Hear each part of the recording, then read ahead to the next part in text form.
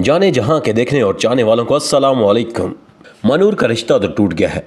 मनूर शेराम से मोहब्बत भी करती है लेकिन उसका इकरार नहीं कर रही। वो डरती है किश्वर बेगम से। वो डर रही है किश्वर बेगम से, जो किसी सूरत उसे हवेली में दाखिल नहीं होने देगी। मनूर को तो जल्द ये एहसास हो जाएगा कि उसे शेराम से ही शादी करनी चाहिए,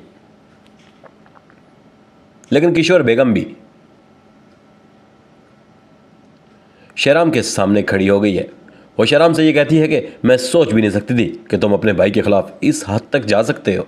तबरेज़ ने इलेक्शन लड़ने का फैसला किया और साथ तुमने भी इलेक्शन लड़ने का फैसला कर लिया। इसका मतलब है कि तुमसे अपने भाई की खुशी देखी नहीं जाती। शेराम किश्वर बेगम को कुछ बातें याद कराता है कि कैसे उन्होंने मानूर को घर से बेइज्जत करके निकाला था, कैसे उन्होंने मानूर के बाप को बेइज्जत किया था। लेकिन किश्वर बेगम अपनी गलती मानने के लिए तैयार नहीं। वो कहती है कि मैंने जो कुछ भी किया तुम्हारी बेहतरी के लिए किया है। किश्वर बेगम ये नहीं जानती कि शेराम को यह भी पता है कि उसे खाने में क्या मिला के वो दे रही थी। अब जबकि शेराम को लोगों की हमायत भी हासिल है तो शेराम ये इलेक्शन आसानी से जीत जाएगा। शेराम तो मनूर को पसंद करता है और मनूर शेराम को, लेकिन कहानी में शेराम और मनूर की मोहब्बत का क्या होगा। मनूर मोहब्बत तो करती है लेकिन उसे डर है किश्वर बेगम का, जिसकी वजह से वो अपनी मोहब्बत का इकरार नहीं कर रही। अब जबकि उसकी मंगनी भी टूट जाएगी, उसके लिए आसान हो जाएगा शेराम से अपनी मोहब्बत का इकरार करना। तबरेज़ भी अपनी फैक्ट्री की मुलाजमा से शादी कर चुका है और ये बात अभी तक आलिया नहीं जानती। शेराम और उसका छोटा भाई दोनों ये सोच रहे हैं कि आलिया को तबरेज़ के बारे में सब सच बता दिया जाए, और आलिया जब सच सुनेगी तो वो तबरेज़ से शादी किसी सूरत नहीं करेगी। तो यहाँ पर भी किशोर बेगम को नाकामी का सामना करना पड़ेगा।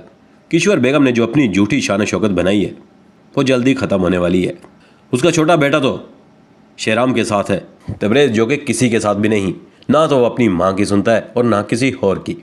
वो इतना ज़िद्दी और मतलब परस्त है कि वो अपने मफाद के लिए किसी भी हद तक जा सकता है, लेकिन उसकी झूठी अकड़ जाने का नाम ही नहीं ले रही। अब जब आलिया का रिश्ता टूट जाएगा, अब जब आलिया इनकार कर देगी तो किश्वर बेगम के पास दूसरा कोई ऑप्शन नहीं बचेगा कि वो अपने बेटे के लिए कुछ कर सके।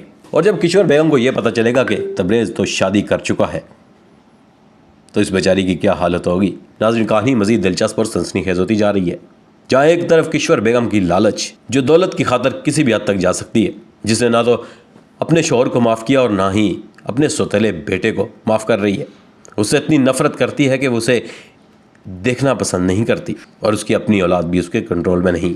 कहानी में लगता तो नहीं कि अब कोई मज़ीद सस्पेंस बाकी है। किश्वर बेगम देखती रह जाएगी और शेराम मनूर को दुल्हन बनाकर हवेली ले ही आएगा और किश्वर बेगम कुछ ना कर सकेगी।